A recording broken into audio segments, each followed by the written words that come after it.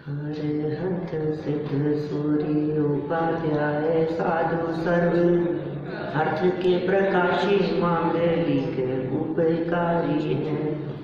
तिनको स्वरूप जाने राग ते भरी जो भक्ति काय को नवाई स्तुति को जारी है। धन धन तिन ही थे काज सब आज भये कर जोड़े बारे बारे वंदना हमारी है।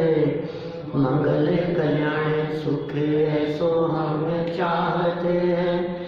हो मेरी ऐसी दशा जैसी तुम्हारी है। हो मेरी ऐसी दशा जैसी तुम्हारी है।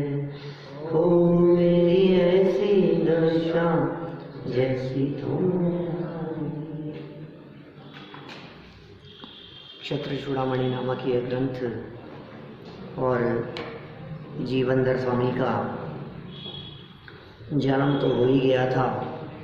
शमशान में नगर सेठ गंधोत्कट उसे लेने के लिए आ गए। लिया भी लेकर के जाते समय बालक का नामकरण भी हो गया। कुछ शब्द पीछे से सुनाई दिए, जीवित रहो चिरंजीव, चिरकाल तक जिंदा रहो। तो जो जीवित रहे, जो जीवन को धारण करने वाला हो, वो जीवनधर नाम से प्रसिद्ध हुए। जीवक या जीवनधर इसका नाम रख दिया गया। सेठ मृत बालक को वहाँ छोड़कर और नए भाग्यशाली इस जीवनधर कुमार को साथ में लेकर वहाँ से प्रस्थान कर गए। देखो कैसी परिस्थितियाँ बनती है। अवधि ज्ञानी मुनिराज थे। अवधि ज्ञानी मुनिराज ने पहले से ही यह बात बता दी कि ये घटना घटने वाली है। अवधि ज्ञान अपनी सीमा में रह कर के भविष्य को जान ही लेता है। जिन भविष्य की बातों को जाना जाता है, क्या उन भविष्य की बातों में परिवर्तन संभव है? यदि परिवर्तन ही हो जावे तो फिर जानी हुई बात ही झूठी हो जाए। सेठ गंधोत्कट, उसकी जितनी भी संतानें होती थी सब मरी हुई पैदा होती थी। मुनिराज को ये समस्या बतलाई। नगर में आए हुए अवधि ज्ञानी मुनिराज, उन्होंने ये कह दिया कि अब जो पुत्र होगा तुम्हारे वो भी मरा हुआ होगा, और इसे जाकर जब तुम शमशान में रखोगे, वहाँ इसका अंतिम संस्कार करोगे, तो तुम्हें वहीं तत्काल जन्मा हुआ एक जीवित पुत्र मिल जाएगा। वो इतना भाग्यशाली होगा कि उसके आते ही फिर आगे के तुम्हारे सभी पुत्र जीवित रहने लगेंगे।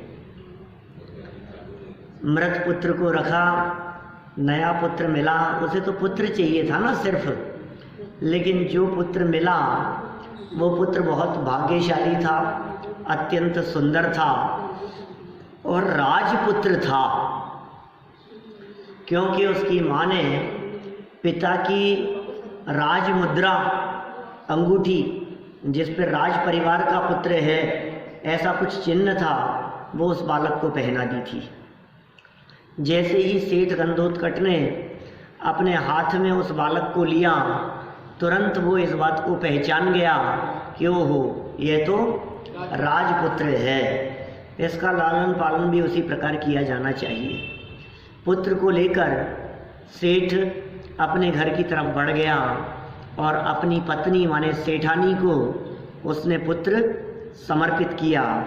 यहाँ से बढ़ रही है कथा आगे। पेज नंबर 114 और 98 नंबर का श्लोक है। श्लोक नंबर 98।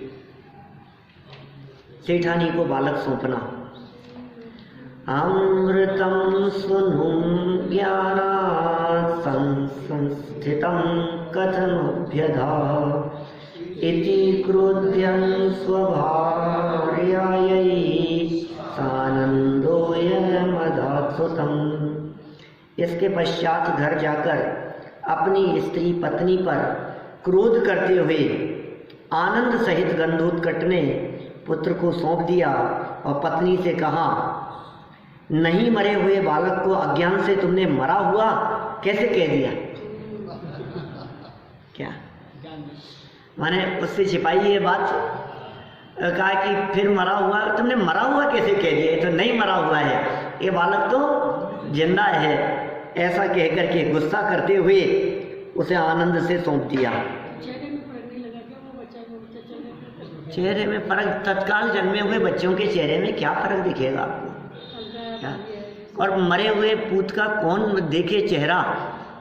वो तो मरा हुआ जन्मा है, कुछ हलचल नहीं दिखाई दे रही है, और कितने पुत्र पहले मर चुके हैं, क्या शक्ल देखें? तो ले जाओ इसको, तो मरा हुआ है। हाँ और क्या, और मरा हुआ जन्मा है, भेज दिया उसको। देखिए, शमशान भूमि से घर लौटते ही सेठ ने सेठानी से क्रोधित होते हुए कहा, तुमने अज्ञान से जीवित बालक को मरा हुआ कैसे कह दिया? लो संभालो अपने पुत्र रत्न को। विशेषार्थ, प्रत्येक माँ के हृदय में अपने बच्चों के प्रति अत्यधिक स्नेह होता है, किंतु जितना अपने बच्चों के प्रति होता है उतना दूसरों के बच्चों के प्रति नहीं। ये सच्चाई है। इस मनोविज्ञान को सेठ अच्छी तरह जानते थे, अतः वस्तु स्थिति को छिपाकर कृत्रिम क्रोध करते हुए राजपुत्र को सेठानी के हाथ में सौंप दिया और मन ही मन अत्यंत आनंदित हुए। कथा को और आगे बढ़ाते हैं। चित्र दिया हुआ है नीचे, सेठ द्वारा सेठानी को पुत्र समर्पित। फिर पुत्र पाकर सेठानी का आनंदित होना। अभ्यनंदित सुनंदापि नंदनस्यावलोकनात् प्राणवत प्रीतये पुत्रा मृतोत्पन्नास्तु किं पुनः। सेठ की स्त्री सुनंदा भी पुत्र को देखने से अत्यंत आनंदित हो गई। नीतिकार कहते हैं, निश्चय से पुत्र सहजी प्राणों की तरह प्रीति के कारण होते हैं। फिर जो पुत्र मरकर पुनः जीवित हो जाए तो उसका कहना ही क्या है? मरे हुए पुत्र वापस जिंदा हो गया तो आनंद का ठिकाना ही नहीं रहा। गंधोत्कट सेठ की पत्नी माता सुनंदा भी पुत्र को जीवित देखते ही अत्यधिक आनंदित हुई, क्योंकि माता को पुत्र तो सहज ही अपने प्राणों से के समान प्रिय होते हैं। फिर जिस पुत्र को मरा हुआ समझा था, यदि वही पुत्र जीवित हो जाए तो उसके आनंद का तो कहना ही क्या है। माता सुनंदा के आनंद की सीमा नहीं रही, माने वो अपार आनंदित हुई। जन्मता हुआ बच्चा था तो कोई ऐसा फर्क भी नहीं दिखाई दे सकता है। विशेषार्थ, जब पुत्र का दर्शन मात्र ही माँ को अत्यधिक आनंद का कारण होता है, तब मृत घोषित हुए पुत्र के जीवित हो जाने पर माँ के आनंद का वर्णन करना संभव नहीं है। सेठ द्वारा सौंपे गए पुत्र को अपने हृदय से लगाकर सेठानी सुनंदा अति आनंदित हुई, बहुत आनंद विभोर हो गई। माँ विजया को तापसाश्रम में ले जाना। माँ विजया कौन थी? ये तो राजमाता, ये तो सत्येंद्र की पत्नी, ये जीवेंद्र की असली माँ। और ये सेठ की पत्नी का नाम क्या? सुनंदा। देखिए, देवता जननी मत्स्य बंधु विश्व परान्मुखीं दंडकारणं मध्यस्थं मनयिषी तापसाश्रमम्। वह देवी बंधुओं के घर जाने से विमुख इस जीवनधर की माता को दंडक वन के मध्य में स्थित तपस्वियों के आश्रम में ले जाती है। दंडक वन के बीच में तपस्वियों के आश्रम में वो देवी विजया माता को ले जाती है। अदरवाइज क्या होगा फिर? रानी विजया इस अवस्था में अपने भाई के घर जाना उचित नहीं समझती है। अतः देवी माता विजया के दंडक वन में स्थित तपस्वियों के आश्रम में ले गई। देवी का स्वस्थान की ओर सानंद प्रस्थान। अब देवी भी चले गई उसको छोड़ करके, काम खत्म देवी का। कृत्वा च तां तपस्यन्तीं सतोषा सामिषादगात् समीहितार्थ संसिद्धौ मनः कस्य न तुष्यति। इसके पश्चात उस रानी को तपश्चरण क्रिया में लगा करके संतुष्ट वह देवी किसी बहाने से चली गई। माने उसने देवी ने अपना देवीपना प्रकट नहीं किया, दासी बन करके आई थी, दाई बन करके आई थी सहयोग करने के लिए, भविष्य भी बतला दिया और विश्वास नहीं हो तो चिन्ह देख करके लक्षणों से सिद्धि कर दी कि तुम्हारा बेटा बहुत भाग्यशाली होगा, रात से ठाट बाट के साथ में पलेगा, ये सब बातें घोषित कर दी। देवी तो अवधि ज्ञानी थी, लेकिन यदि ये देवी रूप में प्रकट होती तो पता नहीं क्या परिस्थितियां बनती। तो ये बहाना बना करके वहां से चली गई, रवाना हो गई। अवधि ज्ञान में तो फर्क होता ही है, क्षेयोक्षम जन्य फर्क तो होगा ही। अवधि ज्ञान तो देव देवियों को सबको होता है, जितने भी देव होते हैं, जितने भी देवियां होती है, उनके एक अवधि ज्ञान होता है जिसका नाम क्या है भैया? भव प्रत्यय। सुने ना आपने? भव प्रत्यय अधिर देवनारकाणाम क्षयोक्षम निमित्त है षड विकल्प है शेषाणाम। क्षयोक्षम के निमित्त से 6 विकल्प वाला, आर्य को भी याद है सूत्र, क्षयोक्षम के निमित्त से 6 प्रकार के विकल्प वाला अवधि ज्ञान वो मनुष्य त्रियंशों के होता है। और देवों और नारकियों के जो अवधि ज्ञान होता है वह भव प्रत्यय नाम का होता है।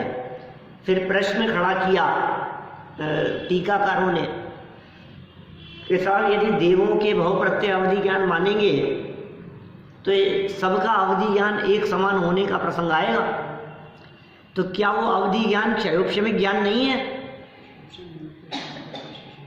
वो जो अवधि ज्ञान था देवों और नारकियों वाला, क्या वो क्षयोक्षम ज्ञान नहीं है? क्या वो क्षायिक ज्ञान है? नहीं है तो क्षयोक्षम ज्ञान ही। तो फिर क्या उसमें क्षयोक्षम का निमित्त पना नहीं है? क्षयोक्षम भी निमित्त है। तो फिर भव का मुख्य कारण है, इसलिए भव प्रत्यय कहा है। वहां भी देवों का सभी का अवधि ज्ञान एक समान नहीं होता, क्षयोक्षम के आधार पर उसमें तारतम्य रूप विविध प्रकार के भेद पड़ते हैं, इसलिए भव प्रत्यय के साथ साथ में वहाँ विविधता भी है। ठीक है ना? इसी तरह से देवों के अवधि ज्ञान में तो है ही, देवियों के अवधि ज्ञान में भी कुछ अल्पता है देवों की तुलना में। तो इस तरह से देव और देवियों के अवधि ज्ञान में फर्क है थोड़ा, लेकिन अवधि ज्ञान का स्वरूप तो वही है। द्रव्य क्षेत्र काल भाव की मर्यादा लिए हुए भूत भविष्य की बातों को जान लेवे, ऐसा अवधि ज्ञान का स्वरूप होता है।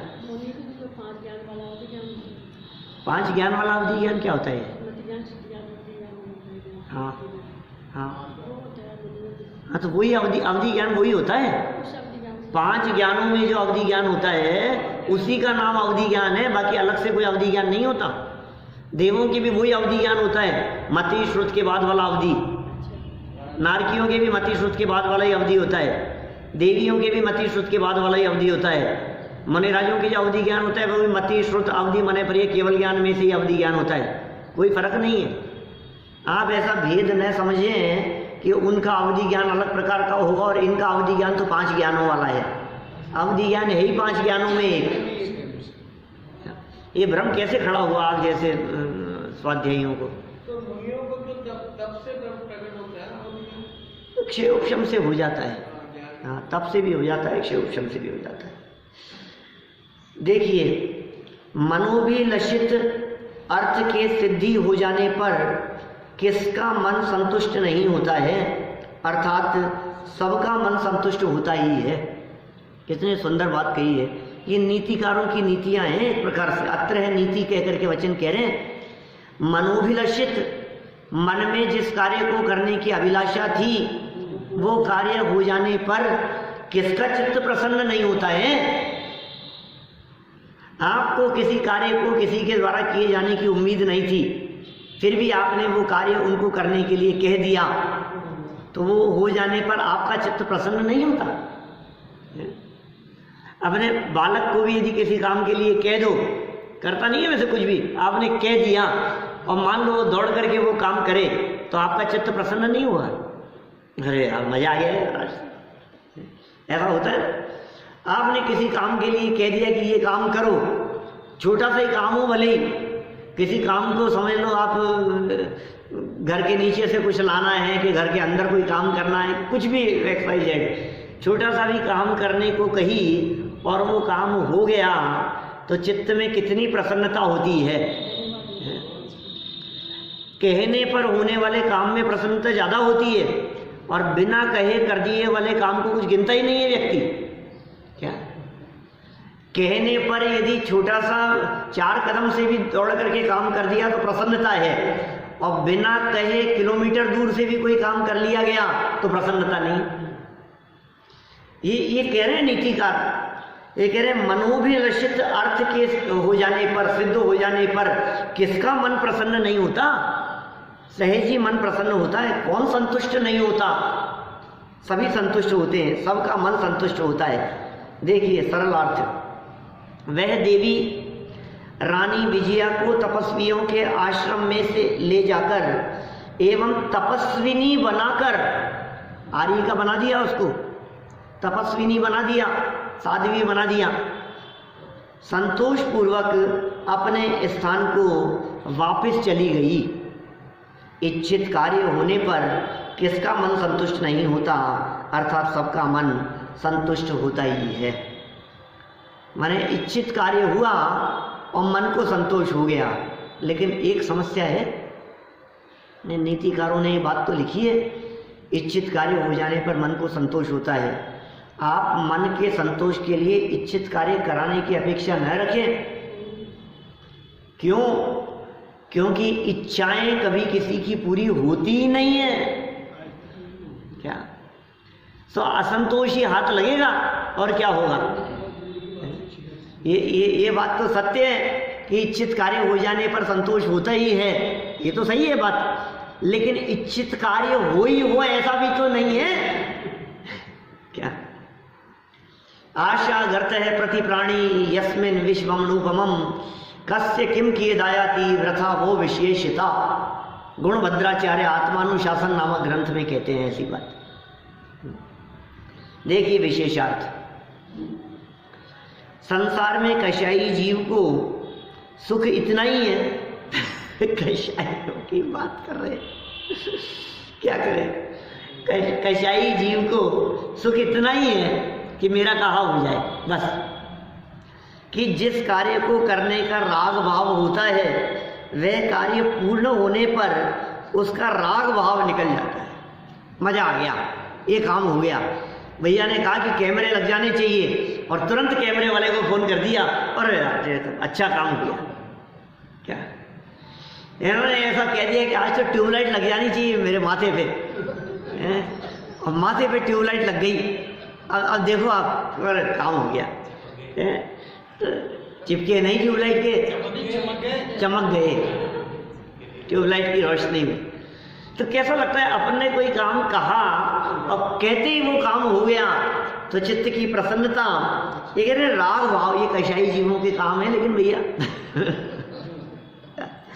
ये कषाय सहित जीवों के काम है, और सुख इतना ही है जितना कार्य को करने का राग भाव होता है। माने उस कार्य को करने का जितना राग भाव था उतना ही काम हुआ, वह कार्य पूर्ण होने पर उसका राग भाव निकल जाता है और वह अपने कार्य को कृतार्थ अनुभव करने लगता है, सुखी मान लेता है। वास्तव में देखा जाए तो इच्छित कार्य पूर्ण होने पर उसे सुख नहीं हुआ। क्या इच्छित कार्य पूर्ण होने पर सुख नहीं हुआ, अपितु विशिष्ट कार्य करने का जो राग भाव था वह पूरा होने से सुखानुभव होता है। काम से मतलब नहीं है। क्या काम तो कोई बड़ी चीज थोड़ी ना, लेकिन जो आदेश दिया है उसकी पूर्ति होने पर वो आनंद कुछ अपूर्व प्रकार का है। क्या लेकिन खेद की बात है कि अज्ञानी को उस समय दूसरा कार्य करने की इच्छा होती है। लो, ये इच्छाओं का अंत नहीं है, ऐसा बतला रहे हैं। एक इच्छा की पूर्ति हो जाने पर तुरंत दूसरी इच्छा, एक इच्छा खत्म नहीं हुई कि नई इच्छा प्रकट हो गई। ये खेद की बात है। और ये श्रृंखला कभी समाप्त नहीं होती। ओह क्या करें, बड़ी विचित्र परिस्थिति है कि इच्छाएं कभी समाप्त नहीं होती है।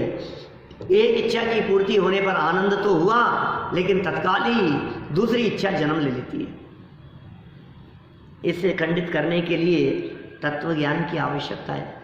अब क्या करें, ये जो तकलीफ हुई थी कषाय के कारण, तकलीफ हुई थी अपने राग भाव के कारण, तकलीफ हुई थी अपने मोह भाव के कारण, इसे दूर करने का क्या उपाय है?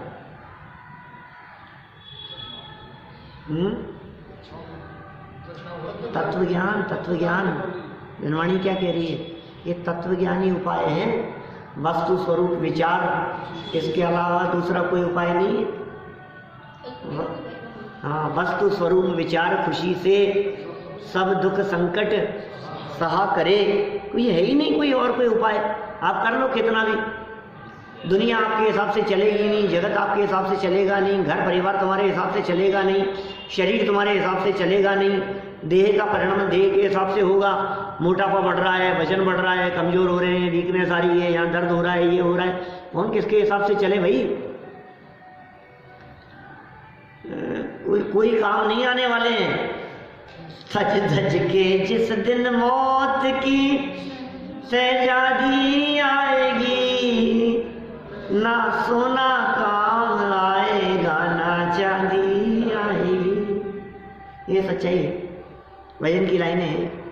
अब जितना चाहो इसमें जोड़ दो और दीपेश जी, क्या कि जितने भी जोड़ना चाहो, बहुत सारे दिमाग में शब्द घूम रहे हैं, रह नहीं दो।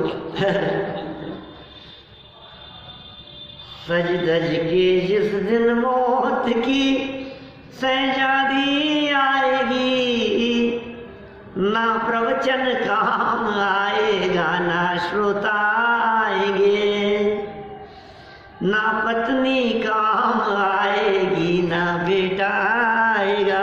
कितना भी लगा लो इसमें, ना परिवार काम आएगा, ना समाज आएगा। बोलो, ना पद काम आएगा, ना प्रतिष्ठा काम आएगी, कौन काम आएगा बताओ?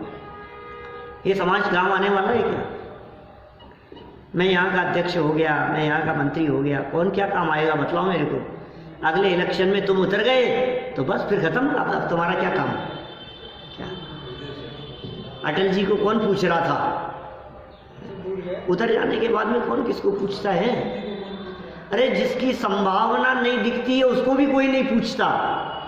जब तक संभावना दिख रही होती है तब तक तो फिर पूछते हैं, शायद ये मुख्यमंत्री बन जाए, शायद ये प्रधानमंत्री बन जाए। क्या आज आडवाणी को कौन पूछ रहा है? खत्म हुए, खत्म है। अब क्या है जिंदगी, सपने देखते रहे कितने भी। ये कह रहे हैं यहाँ पर, कभी भाई साहब आपकी इच्छाएं पूरी नहीं होंगी, अनंत हैं इच्छाएं, और उन इच्छाओं का अंत संभव नहीं है। तो फिर कैसे पाएं उसके पार, कैसे सुखी हों हम? सुखी होने का उपाय क्या है? तो इन्होंने कहा तत्व ज्ञान की आवश्यकता है एकमात्र, और कुछ नहीं। देवी को रानी विजया की सहायता करने का राग भाव था, ये राग भाव आया था, उसकी पूर्णता हो गई। अतः देवी अपने को कृतार्थ मानकर आनंद का अनुभव करती हुई अपने स्थान को वापस चली गई।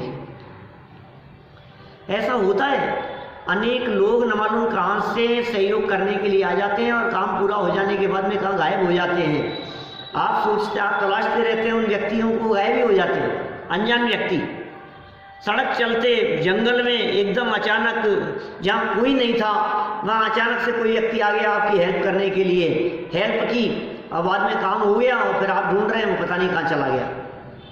सहयोग करने के लिए आया था। जैसे कभी कभी अपने को ऐसा लगता है कोई फरिश्ता उतर करके आ गया आसमान से, ऐसा हो जाता है।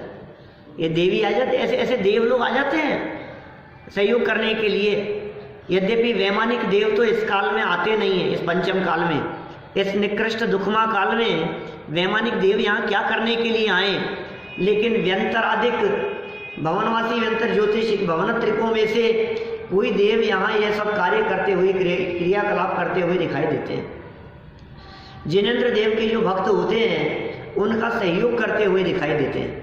ये सब कार्य जगत में होते हैं। इनको मानना नहीं, इनको पूजना नहीं। जो इनको पूजे क्या, ये उनके ऊपर हावी रहते, फिर आप उनके चंगुल में फंस जाएंगे। और आप इनसे दूर रहेंगे तो ये आपकी आकर के सेवा करेंगे, आपका सहयोग करेंगे। इसलिए सावधान रहिए।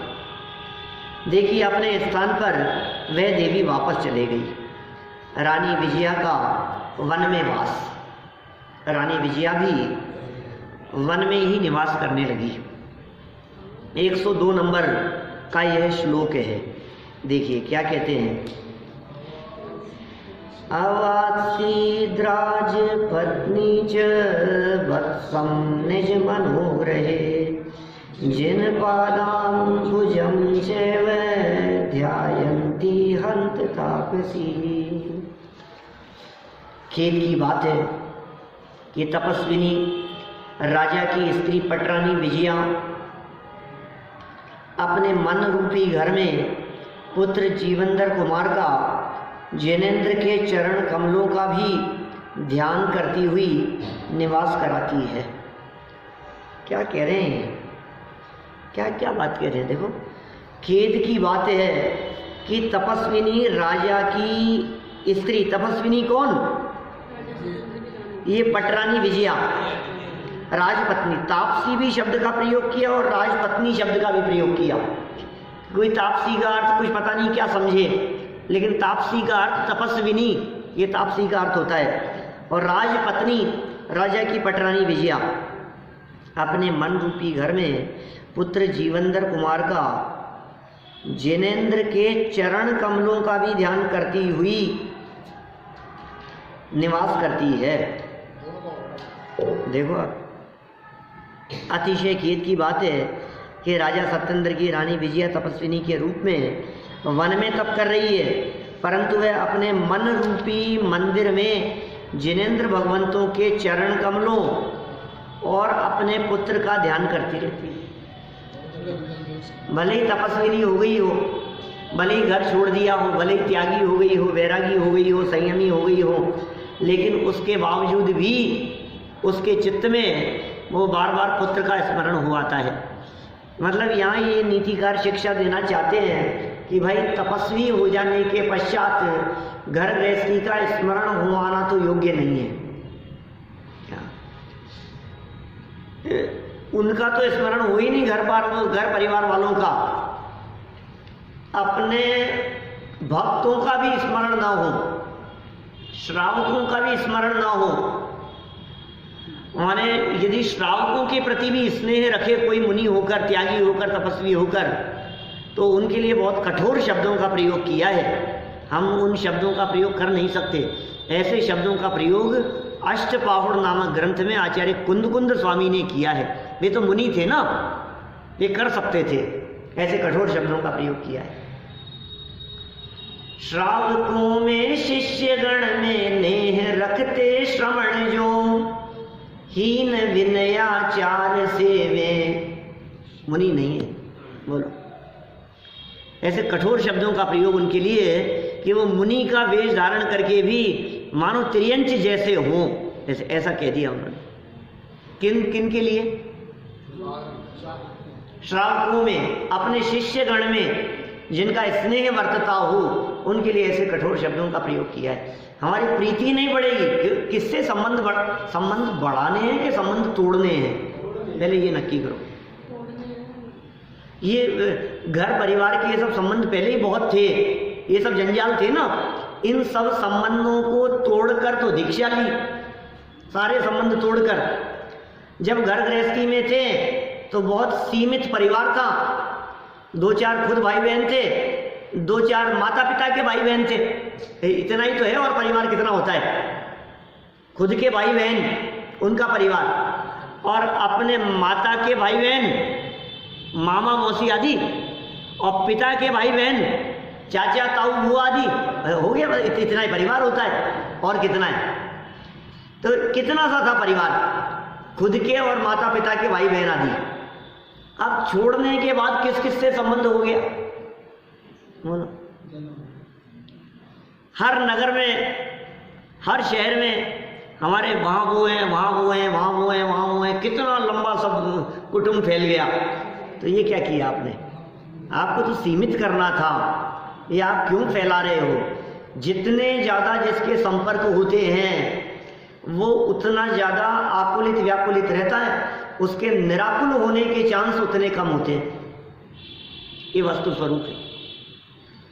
ये त्यागियों की अपेक्षा से बात है, संयमियों की अपेक्षा से बात कर रहे हैं हम, आपकी हमारी बात नहीं है।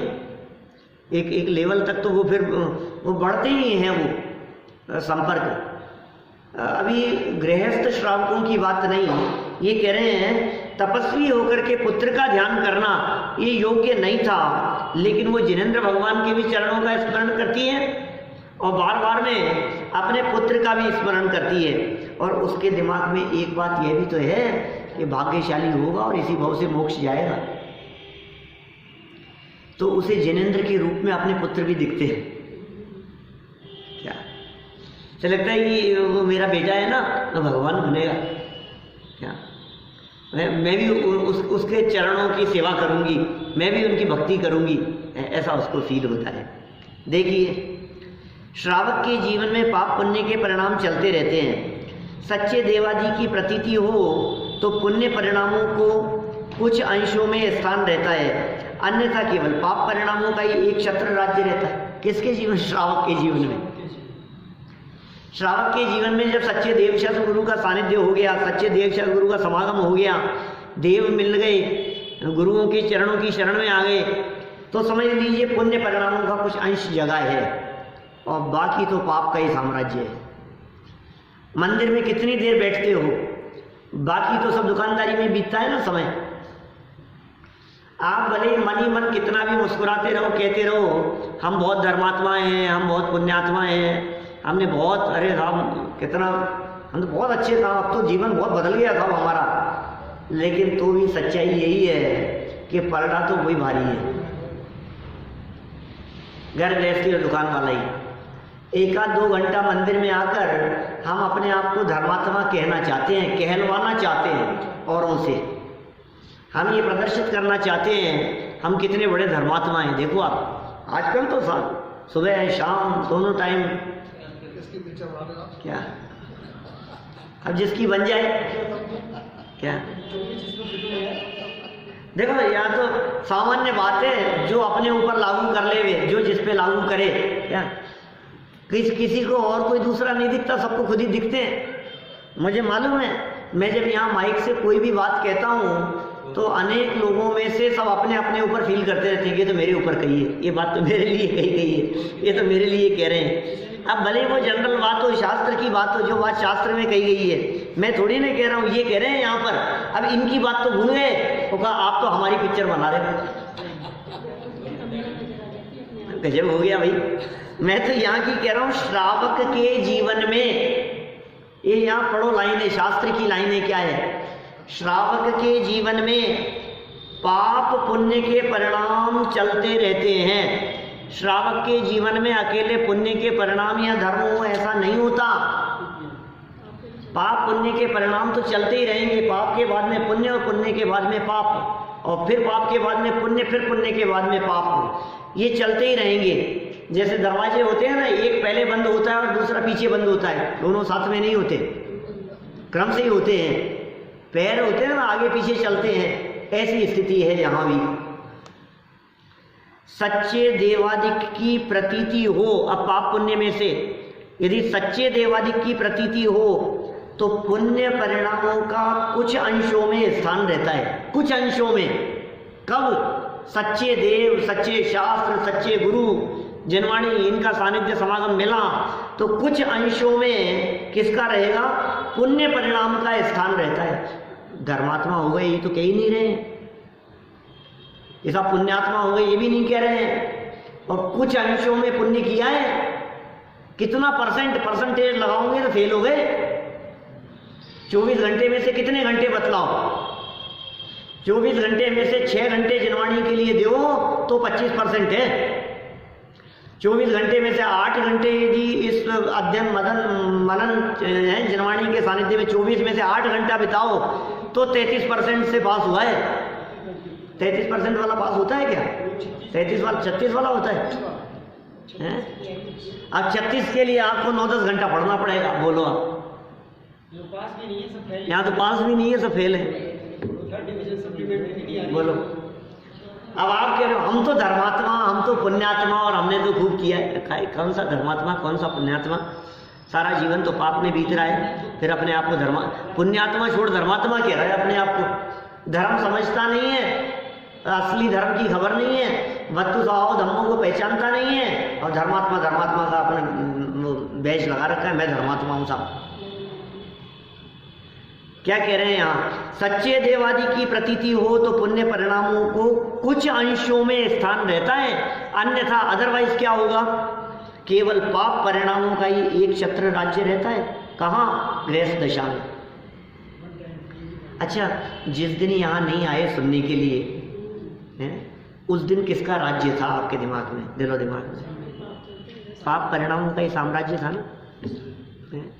टीवी के सामने, बीवी के सामने, दुकान पे बैठे हुए ग्राहकों के सामने माथा पचाते हुए इधर उधर भागदौड़ करते, आज क्यों नहीं आए कि नहीं वो आज थोड़ा एक ग्राहक को, आज संडे है, आज उसको आना था, आज ऐसा हो गया, आज ऐसा हो गया, आज उसके साथ में मीटिंग थी। क्या हावी हो रहा है? ये कह रहे एक छत्र राज्य रहता है, थोड़ा सा पुण्य परिणाम से दूर हटे और पाप का एक छत्र राज्य है। थोड़ा सा जनवाणी के सानिध्य में आ जाओ तो परिणामों में शांति रहती है, निराकुलता रहती है, और जनवाणी से थोड़ा सा दूर हटो तो कषाएं, आकुलता, राग द्वेष, मन मुटाव, झगड़ा, विवाद, नासमझी, ये क्या चलता रहता है बोलो आप, ये इससे दूर होती। तो क्या करें? उससे बचना हो, यदि वहाँ आकुलता दिखती हो, यदि वहाँ टेंशन दिखती हो, यदि वहाँ घबराहट दिखती हो, तो क्या करें? एक ही उपाय है, जनवाणी की शरण में आ जाओ। तत्वज्ञानी शरण है, दूसरा कोई शरण नहीं।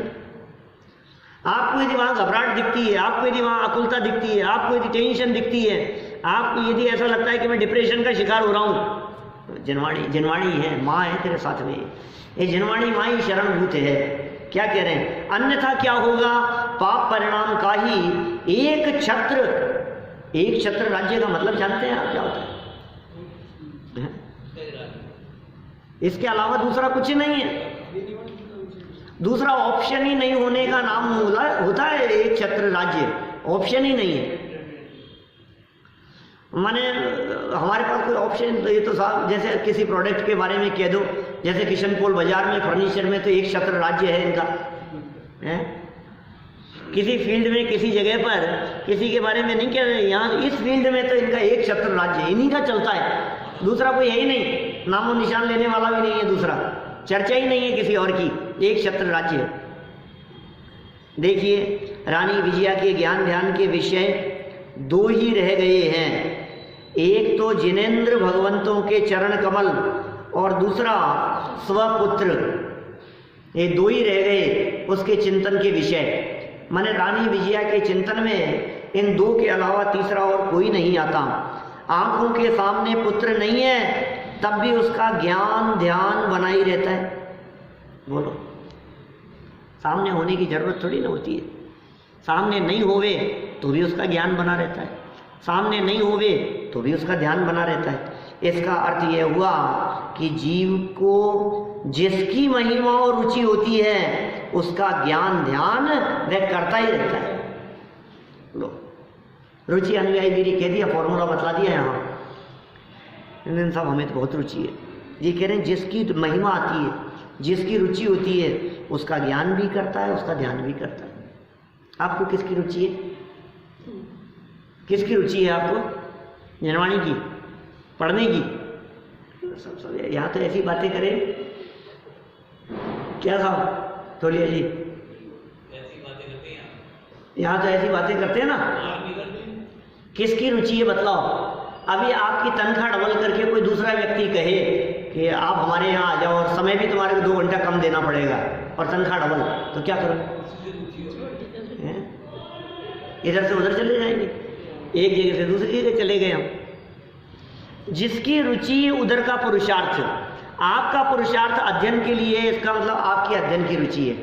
आपका पुरुषार्थ यदि बार बार टीवी चलाने की तरफ है तो इसका मतलब आपकी रुचि उधर की तरफ है। आपका पुरुषार्थ यदि बार बार मोबाइल देखने के लिए है तो आपकी रुचि उधर की तरफ है। आप यदि दुकान पर जाते ही आपका मन ललचाता है, ये देख लो, ये ले लो, तो इसका मतलब आपकी रुचि उधर की तरफ है। जनवाणी जहाँ मिल रही हो वहाँ खड़े होकर यदि शास्त्र देख रहे हैं तो इसका मतलब आपकी रुचि उधर की तरफ है। आप जिधर की रुचि होगी उधर जाएगा। आपको यदि सुनने की रुचि और आपके कदम यदि मंदिर की तरफ बढ़ते हैं तो आपकी रुचि इधर की तरफ है। लेकिन किंचित रुचि दिखाई देती है, बाहुल्यता तो विषय कषाय की है, क्योंकि दिन भर तो उस विषय कषाय की तरफ ही दौड़ते हुए दिखाई देते हैं। ये इन्होंने यहाँ सच्चाई का चित्रण कर दिया।